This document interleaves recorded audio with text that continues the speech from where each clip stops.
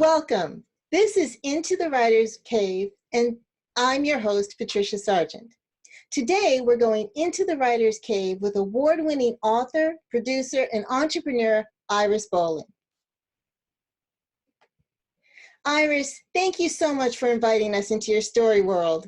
Hi, Patricia. Thank you so much for having me. It is indeed an honor. Oh, the honor and pleasure is mine. Truly, you are all the way live. Oh, now, you are all the way live. I am right now. There's no telling what might come out of our mouth, but okay. That's true.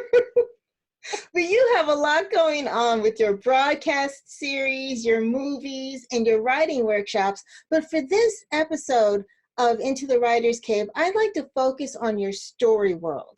Okay.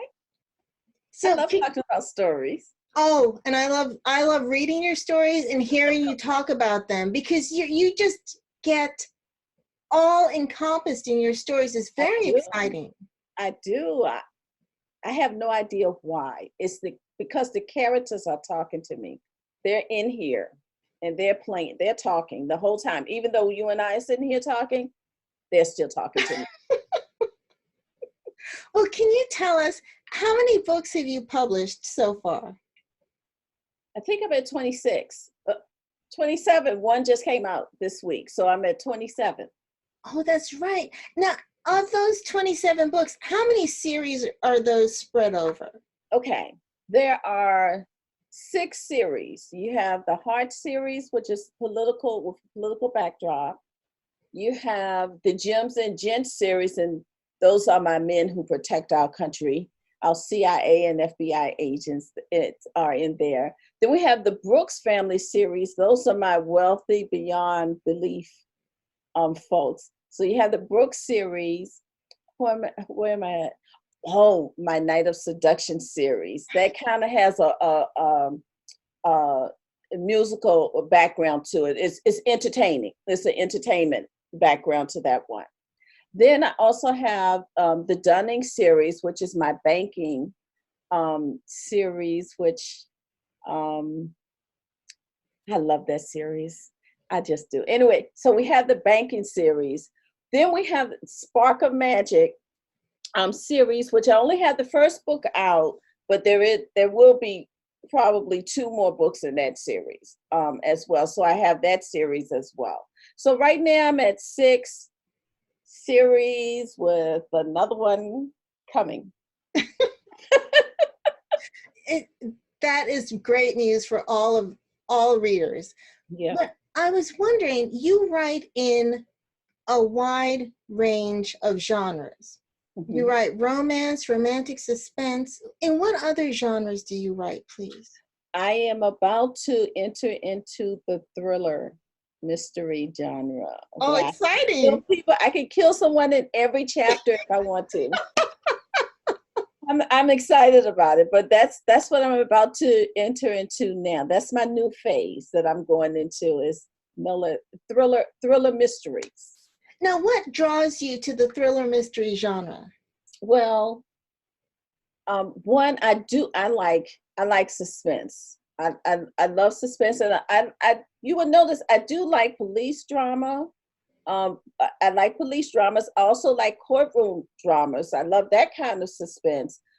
But I like thrillers. I am a huge David Baldacci fan. If you've ever read his Cold Stone series, or his King and Maxwell series, or his the Target. Who's the Target?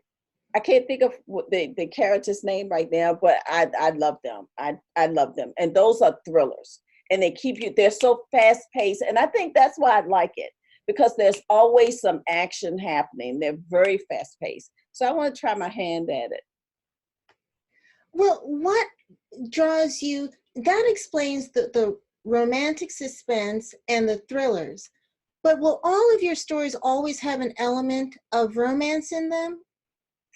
They probably will. Now the thrillers, not as much romance, because you're in your thrillers and in your mysteries, it's on the suspense, it's on the things that's happening in the story. Right. Not so much on the couple. Right. or the people involved in the story, but it's about the fast pace of what's happening and solving that crime.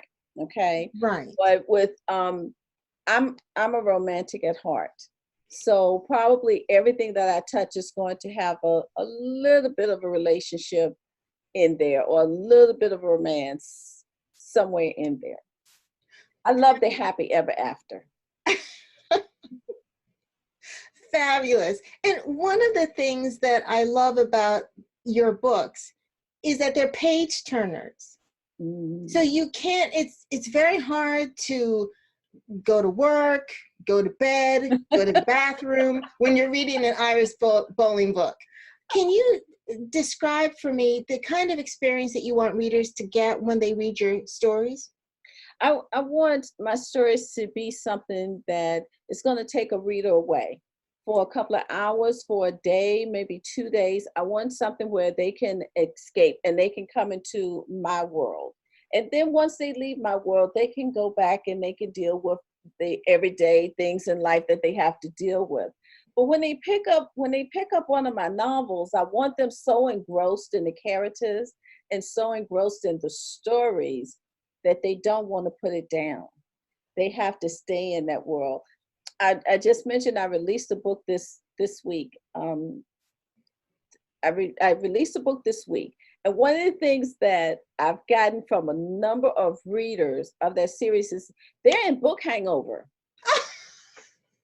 They are like, yeah, we read it, but we need more. We need more. I'm in book. They are in book hangover, and I feel, and so I have a support group. I went and I put a support group together for them, so they can go in and they can talk about the story with each other, because you don't want to put any spoilers out there. Right, right. We have the Book of Matthew support group out there on Facebook for those who still need some support to help them get through this experience. Oh, that's what I want them to do. I want them to be swept away in the story. Oh, that's awesome. Do you have a support group for each book, or we have? I did not. However, lately it's been like when we did Joshua, the book of Joshua, we had to do a support group, especially after the first book.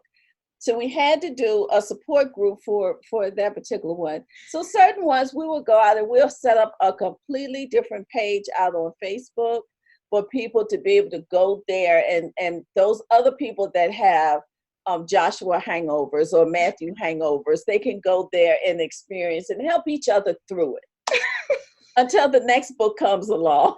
Well, that's very thoughtful of you, Iris. Where can readers find these support groups? They are on Facebook. I have a group on Facebook. It is called Iris Bowling Book Palace, and yes. It's just a place for all of my readers to go, and we talk about things, everyday life things. We talk about characters. We talk about books that's coming up in the series, but we talk about what's going on in each other's lives too. Beautiful. So we do that as well. But I do have a group on Facebook, and it's called Iris Bowling Book Palace, where we just get together for people who love to read Iris Bowling books. And it helps them while I'm trying to get the next book completed for them, so that they have something they can still connect with me that way. Oh, that's awesome. So if I were on Facebook, which I am, I would just search Iris Bowling's Book Palace. Yes. And then I would request to join. You request to join, and then my administrators would go in and they would ask you, I think you have to answer 3 questions or something of that nature. You answer 3 questions and you're in. See, I joined a while ago, so I don't quite remember, but I do remember it was a very quick process. Yes, it is a very quick process. And I think we just added the questions out there just to keep the group focused on what it is that we're there for. Which is important, but it's a very fun group. Yeah. It's like a family. So they really are. They really are. Whenever we do events, when I travel around the country, the wonderful thing about it is you're never in a strange place, because you always know that somebody from the group lives in that town or that city, or they're going to show up at that place, because we are talking to each other all the time. So it's like we know each other, even though some of us probably have never met personally, you know. However, because we communicate so much in that group, it's like we would never go to a place and not know someone. Oh, that's beautiful. Yeah.